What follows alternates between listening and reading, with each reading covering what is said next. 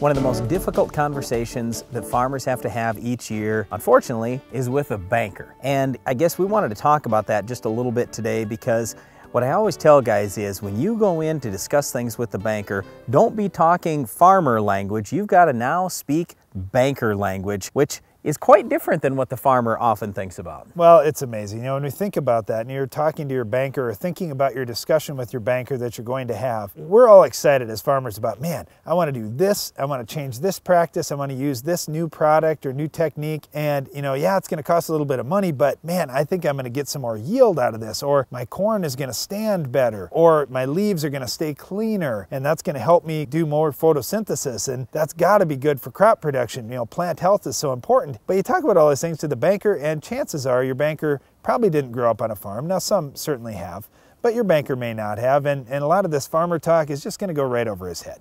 And what the banker is thinking about is, well, okay, so you want to spend more money. Basically, you want to invest more on your farm. What kind of return are you going to get on that investment? Right, and so mainly what we're talking about here today, we want you going into the banker, number one, with confidence, because right now in our entire U.S. economy, oil is good and ag is good and everything else stinks, as a general statement. Okay, so bankers want to loan money to farmers. That's how they make money, is loaning more money out in things that have good returns on investment. Basically, they want to loan money to people that are going to pay them back. So if you've improved your balance sheet in the last few years, you've got a good potential going into next year. That's great. So go in with a lot of confidence. The next thing is just make sure you're prepared. Prepare to have not only the ag conversation, but also this economic conversation. What we're talking about, what Darren was getting at here, is go in with some of these new things that you want to do, and it's not about spending money. It's not about how much you spend. It's about what each thing is going to return you on the farm. So if it's buying a new tractor, it's the savings on fuel, or the extra production you're going to get, the extra acres you can farm, or the more bushels you can get out of something when you do it and you invest in it. Well, I look at it this way. Let's just say that you're excited about something new. Like, for example, I want to use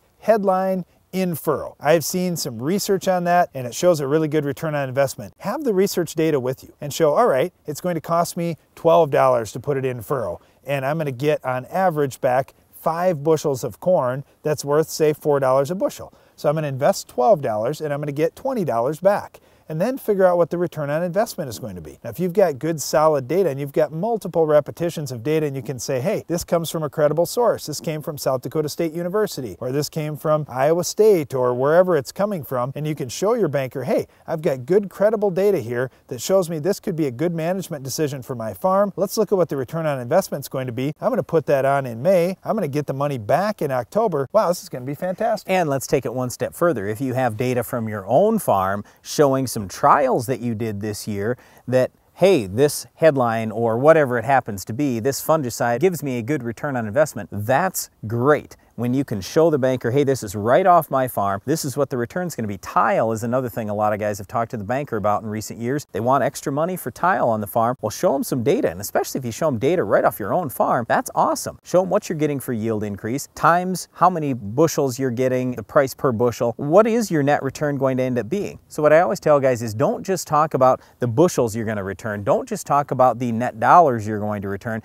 but take it so far as return on investment. So in Darren's example of, let's say you have something that you're going to get $20 back on a $12 investment. Then you need to calculate my net gain there is $8 on the 12. So if you divide that out, return on investment, the $8 divided by 12 times 100, you're looking at roughly a 67% return on investment. That's great. But the other side of it is, how long did you invest the money? If you only had your money invested for 6 months, well, now you have to double that number. So now you're talking 134% net APR return on investment. That's really good. That's banker language. Well, the other side of that equation, Brian, is when are you going to buy that headline? If you're talking to your banker right now and you say, you know, I want to buy this, there's some good deals out there right around the first of the year at my local supplier. I can save a certain percentage over buying it in the spring. So let's make our decisions now. When we're making crop plans, it's important to make them early because a lot of times, whether it's seed or fertilizer or ag chemicals or whatever the investment you want to make is, you're going to buy that product anyway. You need to buy the seed, you need to buy the crop protection products and so forth for that field. It's just a matter of, are you going to wait until spring until you just need it, or are you going to buy it early or pay for it early to get a good return on investment that way? Now, when you go into the banker, you should typically have two goals. Number one, get the lowest rate possible. Number two,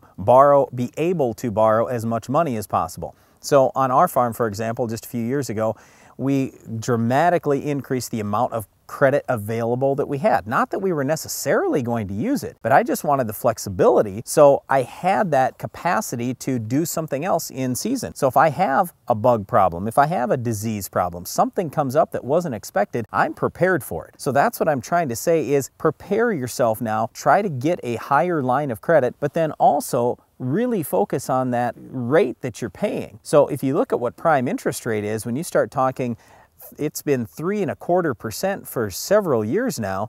If you're paying 8% at the bank, well, that's an awful lot that the bank is getting there. And what it comes down to, what the bank is always looking at, is their risk. So the better your balance sheet, and if you can borrow a fair amount of money from them, they say, boy, we're making quite a bit of money here, and we don't have a lot of risk. Your odds are you can get a lower rate if you're asking for that. And I don't want you to go out and switch banks and shop a whole bunch of banks around, because it comes down to relationship in a lot of cases. But at some point, you may possibly have to do that. And I guess I always like to try to be prepared for the future. So get that balance sheet in as good a shape as you always can, and then you're ready to go anywhere. Not that you'll ever have to, but you just always want to prepare yourself. Well, let's sum this up, Brian. You know, the first thing is you have to speak in the language of the banker. So you have to talk about investments that you're going to make on the farm and what kind of return on investment you have, and also what data you have to back that up that it's a good idea. Yeah, in addition to that, we always encourage you, work on your balance sheet, have as good a balance sheet as possible. And when you go into the banker, you're going typically with two goals. It's to get the highest amount of credit available for you, not that you're necessarily going to use it, but you want it available. And then the other side is to try to get the lowest rate available, because in the end, you think about how many dollars you're going to borrow over many, many years. If you can get that interest rate even 1% cheaper, that's a lot of extra dollars in your back pocket. Well, and certainly go in with confidence, because you know what you're doing on your farm, and you can show the banker by cleaning up our Weed of the Week. Can you identify this week's weed?